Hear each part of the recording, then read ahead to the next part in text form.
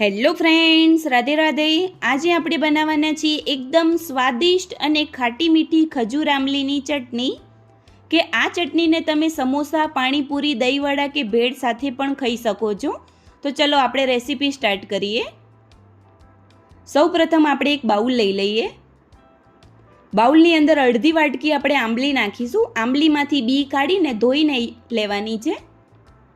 હવે એની સામે આપણે અડધોથી પોણો વાટકી ખજૂર લઈ લઈશું બી કાઢીને. હવે આપણે 2 વાટકી જેવો સમારેલો ગોળ એડ કરીએ. હવે એની અંદર આપણે 2 વાટકી ગરમ પાણી યુઝ કરવાનું છે, એટલે 2 વાટકી ગરમ પાણી નાખીશું અને સરસ રીતે આપણે મિક્સ કરી લઈએ. ગરમ પાણી નાખવાથી જે આંબલી અને ખજૂર છે એ સોફ્ટ જલ્દી થઈ જશે. હવે જે આ મિશ્રણ કરેલું છે એને આપણે અડધો કલાકથી પોણો કલાક માટે ઢાંકી દઈશું, જેથી આપણી ખજૂર અને આંબલી જે છે એ સોફ્ટ થઈ જાય. હવે અડધો પોણો કલાક થઈ ગયો છે. હવે આપણે ચેક કરી લઈએ કે આપણી જે ખજૂર અને આંબલી છે એ સોફ્ટ થઈ છે કે નહીં. તો પ્રોપર આપણી ખજૂર આંબલી જે છે એ સોફ્ટ થઈ ગયું છે. હવે આ બધાને સરસ રીતે મિક્સર દ્વારા આપણે ગ્રાઇન્ડ કરી લઈએ અને એક સ્મૂથ પેસ્ટ તૈયાર કરી લઈએ. તો આપણે બધું સરસ રીતે ગ્રાઇન્ડ કરી લીધું છે. હવે આપણે એક બાઉલ લઈ લઈએ. બાઉલમાં આપણે ગળણીની મદદથી આપણે જે પેસ્ટ તૈયાર કરી છે ખજૂર આંબલીની, એને સરસ રીતે ગાળી લઈએ.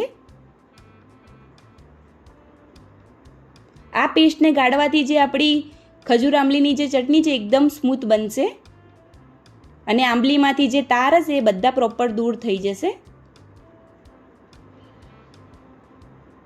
આવી રીતે ગળણીની મદદથી પ્રોપર આપણે એને ગાળી લીધું છે અને આ જે વધારાનો જે પલ્પ છે એ નીકળી ગયો છે. આવી રીતે પ્રોપર ગાળી લીધું છે. હવે આપણે ખજૂર આંબલીની જે ચટણી છે એને આપણે ઉકાળી લઈએ. હવે આપણે એક પેન લઈ લઈએ. પેનમાં જે ખજૂર આંબલી ચટણીની પેસ્ટ છે ગાળેલી એ એડ કરી લઈશું.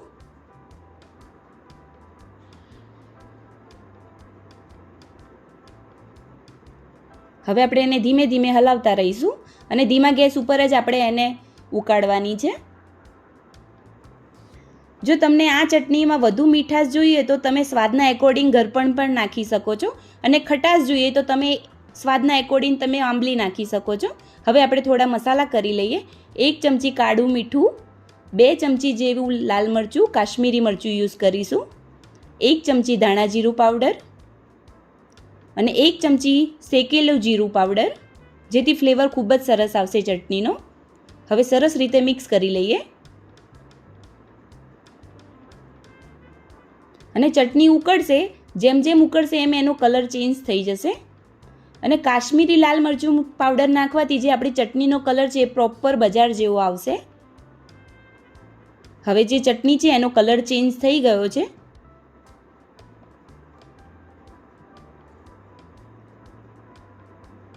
ચટણી ઉકળે ત્યાં સુધી આપણે એને ગરમ કરવાની છે.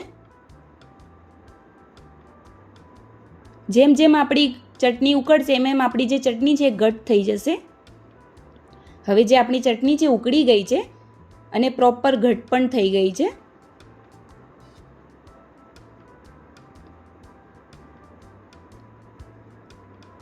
હવે તૈયાર છે આપણી ચટણી ખજૂર આંબલીની. હવે આપણે ગેસનો ફ્લેમ બંધ કરી દઈશું અને થોડી વાર માટે એને ઠંડી થવા દઈશું.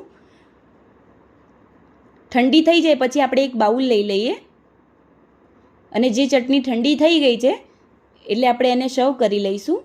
ચટણી ઠંડી થયા પછી એકદમ ઘટ તૈયાર થાય છે. તો મિત્રો, તૈયાર થઈ ગઈ છે આપણે ખજૂર આંબલીની ખાટી મીઠી ચટણી.